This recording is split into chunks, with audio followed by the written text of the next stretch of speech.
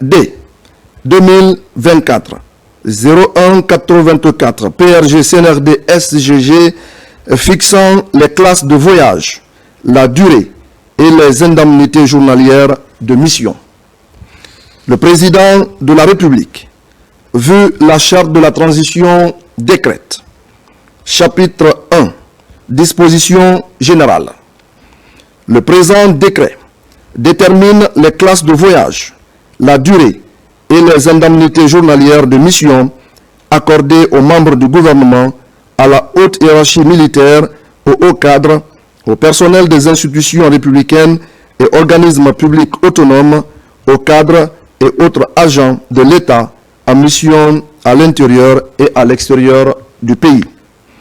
Les dispositions du présent décret concernant les indemnités journalières de mission ne s'appliquent pas aux présidents des institutions républicaines qui sont régis par des dispositions spécifiques.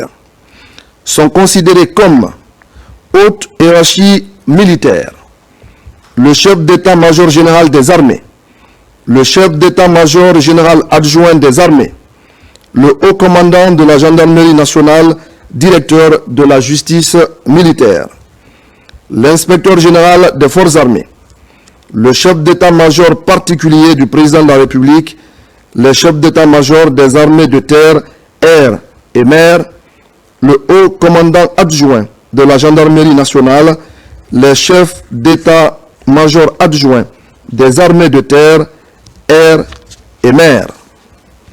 Au cadre, les membres titulaires du Conseil des ministres nommés par décret, les conseillers du président de la République, le directeur de cabinet de la primature et son adjoint, les secrétaires généraux des départements ministériels, le directeur de cabinet du ministre en charge de la Défense, les secrétaires généraux adjoints des secrétariats généraux, les conseillers de la primature et des départements ministériels, y compris les conseillers techniques, les chefs de cabinet des départements ministériels, les officiers supérieurs et officiers des forces de défense et de sécurité, les ambassadeurs, les directeurs généraux et adjoints de la douane, de la police et des conservateurs de la nature, les directeurs nationaux, généraux et adjoints de l'administration publique, les inspecteurs généraux et adjoints des ministères,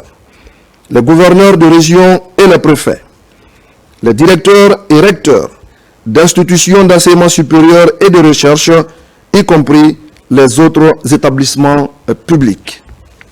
Cadre, les conseillers consulaires et attachés diplomatiques et les consuls, les attachés de défense, les chefs de division et équivalents de l'administration publique, les sous-officiers des forces de défense et de sécurité, les attachés de cabinet, les chefs de section et équivalents de l'administration publique, les représentants des partenaires sociaux devant participer aux rencontres tripartites, autres agents de l'État, les chargés d'études et équivalents de l'administration publique, les hommes de rang et agents de police, le personnel d'appui, chauffeurs et gardes du corps. Chapitre 2. Mission sur le territoire national.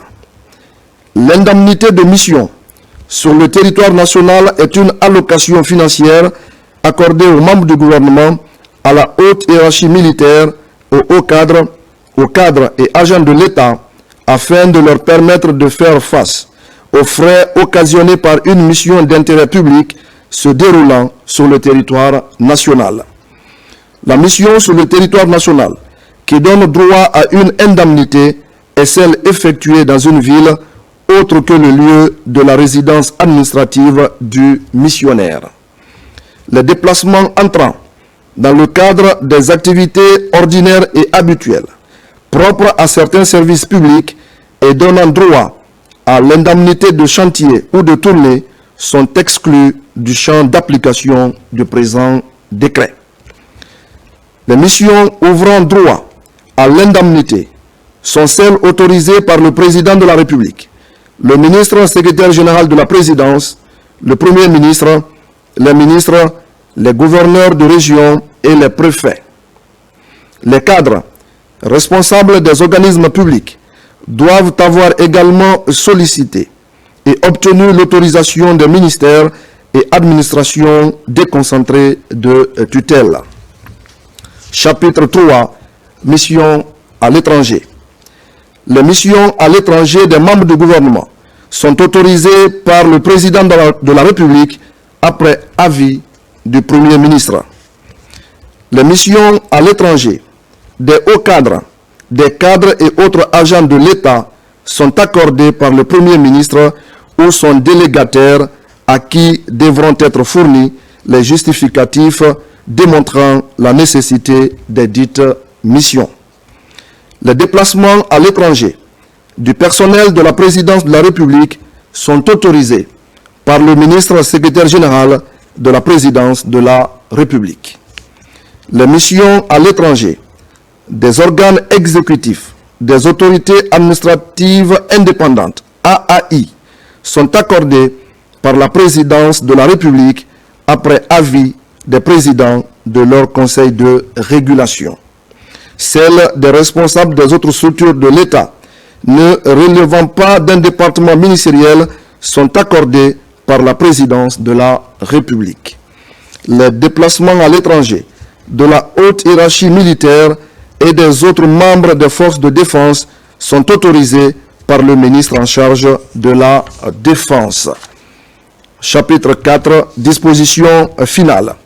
Le présent décret, qui abroge toutes dispositions antérieures contraires, notamment celle du décret numéro 91-078 PRG SGG du 28 février 1991 fixant les indemnités journalières de mission des membres du gouvernement, des cadres et autres agents de l'État hors du territoire national de résidence prend effet à compter de la date de sa signature et sera enregistré et publié au journal officiel de la République. Conakry le 30 octobre 2024, signé Général Mamadi Doumbouya.